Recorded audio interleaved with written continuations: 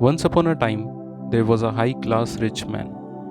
As he became older, he realized that the suffering of old age was about the same for rich and poor. So he gave up his wealth, class position, and went into the forest to live as a poor monk. He practiced meditation and developed his mind. He freed himself from unwholesome thoughts and became contented and happy.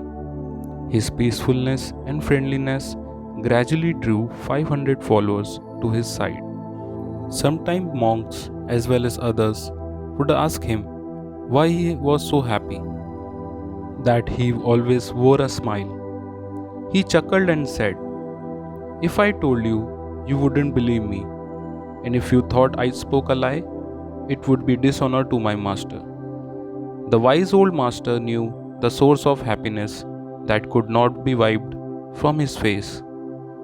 He made his happiest monk his number one assistant. One year after the rainy season, the old monk and his 500 followers went to the city. The king permitted them to live in his pleasure garden for the springtime. This king was a good man who took his responsibilities as ruler seriously. He tried to protect the people from danger.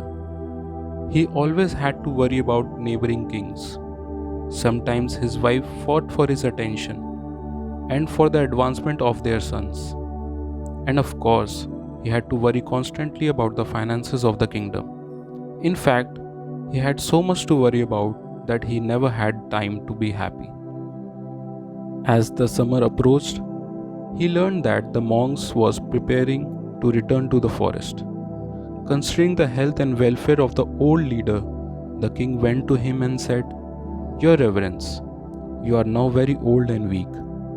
What good does it do to go back to the forest? You can send your followers back while you remain here." The chief monk then called his number one assistant to him and said, "You are now to be the leader of the other monks, while you all live in the forest. As I am old and weak, I will remain here as offered by the king."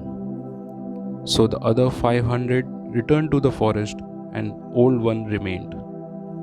The number one assistant continued practicing meditation in the forest. He gained so much wisdom and peace that he became even happier than before. He missed the master and wanted to share his happiness with him, so he returned to the city for a visit. When he arrived, he sat on a rug at the feet of the old monk. Then the king came to the visit. He paid his respect to the chief monk. However, the one from the forest just kept saying, "What happiness! Oh, what happiness!" He did not even stop to greet the king and show proper respect. This disturbed the king, and he thought, "With all my worries, as busy as I am looking after the kingdom, I take time for a visit, and this monk does not even respect me enough to even recognize me. How insulting!" He said to the senior of two monks, "Dear sir, this monk must be stupid from overeating. That's why he is so full of happiness. Does he lie around here so lazy all the time?" The head monk replied, "O king, have patience, and I will tell you the source of his happiness. Not many know it.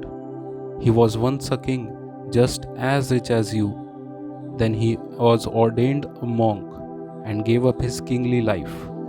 Now he thinks his old happiness was nothing compared to his present joy. He used to be surrounded by the army men who guarded and protected him. Now, sitting alone in the forest with nothing to fear, he has no need for armed guards. He has given up the burden of worrying about wealth that has to be protected. Instead, free of the worry of wealth and the fear of money and power, his wisdom protects himself and others.